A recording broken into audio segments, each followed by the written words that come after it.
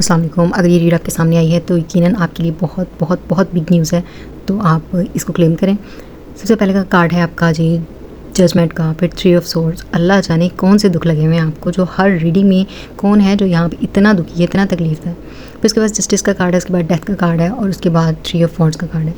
इसमें कोई भी कार्ड डरने वाला नहीं है। डेथ का कार्ड अक्सर लोग उसको गलत इंटरप्रेट करते हैं। टैरोट में हर चीज़ का वो मतलब नहीं होता जो एग्जैक्ट लिखा होता है, इसका समथिंग और चीज़ें चेंज होती हैं।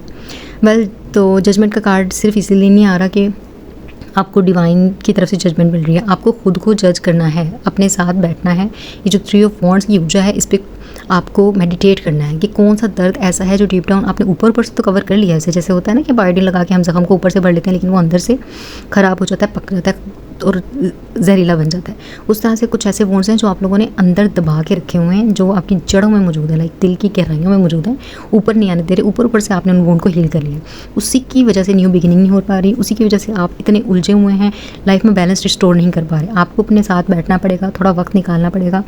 आप अगर रोना चाहते हैं, पर्च करना चाहते हैं, कुछ लोग ऐसे होते हैं जो इनको कहा जाता है कि भाई रो नहीं सकते। मोस्टली ऐसा होता है कि फीमेल्स ऑफ द हाउस, यानी मदर फिगर जो है वो भाई पावरफुल लेडी होती है, वो रो नहीं सकती।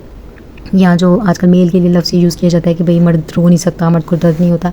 इस तरह की किसी किस्म की सिचुएशन में ना जो आप फंसे हुए हैं और आपने अपना जो बहुत पुराना वुंड है ना, अच्छा आपको आंखें बंद करके ये सोचना पड़ेगा किस टाइम पे आप कौन सा दर्द जो है ना आपने दबाया है, वो चीज़ें आपके सामने आ जाएंगी। यहाँ पे 3 लोगों को दिखाया गया है। मे बी ये किसी बच्चे की वजह से आपको कोई ट्रॉमा हुआ है बचपन में, या आपके साथ कोई ट्रॉमा हुआ है, या फिर कोई आपकी गर्लफ्रेंड या बॉयफ्रेंड या किसी की वजह से आपके अंदर कोई वुंड ऐसा है जो दबा हुआ है। जब तक हम लोगों से पहले तो ये होता है कि एक साइकिल में हम फंस जाते हैं। जब तक हम उस साइकिल से खुद को निकालेंगे नहीं, हम उसी लूप में फंसे रहेंगे। हमें जो सबक सीखना है वो सीखना है, उसके बाद हम उस साइकिल से या उस सिचुएशन से निकलेंगे। साइकिल मीन सिचुएशन या किसी किस्म की ऐसी सिचुएशन जिसमें हम फंसे हुए हैं, ठीक है। फिर हम उसमें से निकल तो आते हैं, लेकिन हम एक अर्सा तक लोगों को माफ़ नहीं करते।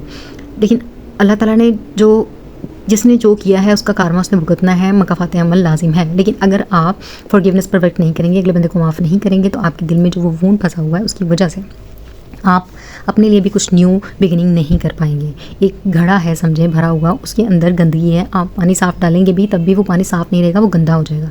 इसी तरह से बॉडी को, उस बर्तन को, अपनी सोच को, अपने माइंड को डिटॉक्स करना मीन्स साफ़ करना ज़रूरी है। जब तक आप पूरी तरह से साफ़ नहीं करेंगे, उन लोगों को माफ़ नहीं करेंगे, आगे आप नहीं बढ़ सकते। आपका ये वुंड हील हो ही नहीं सकता। मे बी अगली 8-10 रीडिंग में मुझे ऐसा ही कार्ड देखने को मिले, लेकिन प्लीज़ आई रिक्वेस्ट जो भी मेरे फॉलोअर्स हैं जिनकी इतनी शदीद पेन है कि ऑलमोस्ट आप मेरी वीडियोज़ उठा कर देख लें कि ये हर दूसरी तीसरी वीडियो में कार्ड आता ही आता है।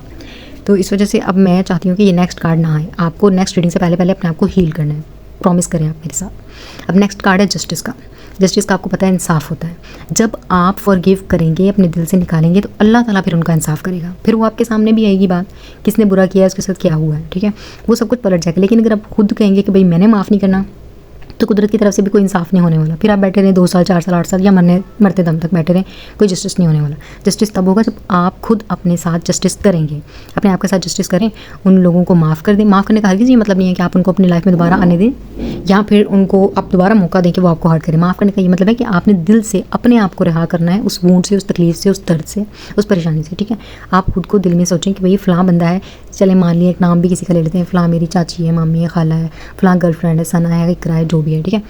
तो उसको मैं आज से दिल से माफ़ करता हूँ। बाकी अल्लाह तू बेहतर जानता है, जिसने जो किया है उसने वो भरना है। लेकिन ये भी सोच नहीं रखनी कि वो भरेगा तो मैं देखूंगा। क्लियर, आपकी तरफ से बिल्कुल पेपर क्लीन एंड क्लियर होना चाहिए। फॉरगिवनेस करने में अगर प्रॉब्लम हो रही है तो मैं इसके लिए एक इन्फॉर्मेटिव वीडियो अलग से बनाऊंगी, आप मुझे मैसेज कीजिएगा। मैं एवरी संडे जो है ना एक इन्फॉर्मेटिव वीडियो लाजमी बनवा दिया करूँगी। ये जो चीज़ें होती हैं, लाइक जिस तरह से पर्च करना है, किस तरह से फॉरगिवनेस पे वर्क करना है, किस तरह से डार्क शेडो को कवर करना है, ठीक है। तो इस तरह से आप लिखें पेपर पे और उसको बर्न कर दें, ये भी आसान हो जाएगा आपके लिए। उसके बाद डेथ का कार्ड है, इससे डरने की ज़रूरत नहीं है। डेथ का कार्ड मोस्टली लास्ट कार्ड होता है टैरोट में। इसका मतलब ये होता है कि जो आपकी पुरानी सेल्फ है ना, वो मतलब ख़त्म हो रही है, वो डेड हो रही है, डेथ हो रही है उसकी। और उसके बाद ये देखिए 4 ऑफ वॉन्ड्स दिख रहा है आपको, न्यू बिगिनिंग का कार्ड है, मैरिज का कार्ड है, यहाँ पे बच्चों का कार्ड है, मतलब हार्मनी का कार्ड है, जिसमें खुशियाँ हैं। आप सिर्फ ये देखें पूरी, इसमें ये लास्ट वाला जो कार्ड है येलो वाला, ये 4 ऑफ वॉन्ड्स का कार्ड कितना खूबसूरत लग रहा है। मतलब अगर घर है, घर चाहिए किसी को, उसके लिए स्ट्रगल कर रहा है, घर है, फैमिली है, शादी है, इंगेजमेंट है, अपने लव्ड वन के साथ यूनियन है। लेकिन उससे पहले आपको ये सब करना ही पड़ेगा। आप ये करेंगे तो आप 5वें कार्ड तक पहुंच सकते हैं। 4 स्टेप्स हैं ना, सीढ़ियाँ हैं समझे 5 स्टेप की। छठे पे आपका जो भी आपको चाहिए वो है, तो आपको वो 4 स्टेप चढ़ने ही पड़ेंगे। इसका मतलब यही है कि आपको खुद के साथ बैठना है, अपने अंदर से वो वूंड जो आपने दबाया हुआ है, रोने को दिल कर रहा है, रोएं, 1 दिन 2 दिन हफ्ता 10 दिन जितने दिन दिल करता है, पर्च करें, लिखें, लिख कर उसको आंसू में बहा दें, फिर उसको उठाकर जला दें। ठीक है, ये ईजी तरीका होता है अपने दिल से किसी वूंड को हील करने का। फिर आपका वूंड जो है वो हील हो जाएगा। उसके बाद जो है वो जस्टिस, उसके साथ जो होता है वो अल्लाह बेहतर जानता है, आपको उसके बारे में फिक्र करने की ज़रूरत नहीं है। ठीक है, आपने सिर्फ अपने आप को क्लियर करना है। उसके बाद ही आपकी यानी कि जो ओल्ड सेल्फ है जो स्ट्रगल कर रही है उसकी डेथ हो जाएगी और आप न्यू बन जाएंगे। ठीक है, मतलब एक न्यू बिगिनिंग होगी, एक न्यू आप होंगे, आप जो भी हैं। तो आपको ये फील होगा कि वाह, अगर मैं जी नाम आपका इकरा है या सना है या जो भी है, तो ये न्यू सना है। ठीक है, ये पुरानी सना नहीं है, ये न्यू ज़ेब है, ये न्यू ज़ेब है, पुराना ज़ेब नहीं है। ठीक है, तो ये चीज़ें आपको फ़ील होंगी खुद से, आपको किसी से पूछने की ज़रूरत नहीं, किसी को बताने की ज़रूरत नहीं, आपको जस्ट अपने आप को देखना है कि आपके लिए क्या बेहतर है, अपने खुद को, अपनी न्यू बिगिनिंग को कैसे क्लेम करना है। उसके बाद आपके पास ये 5वां कार्ड आ जाएगा।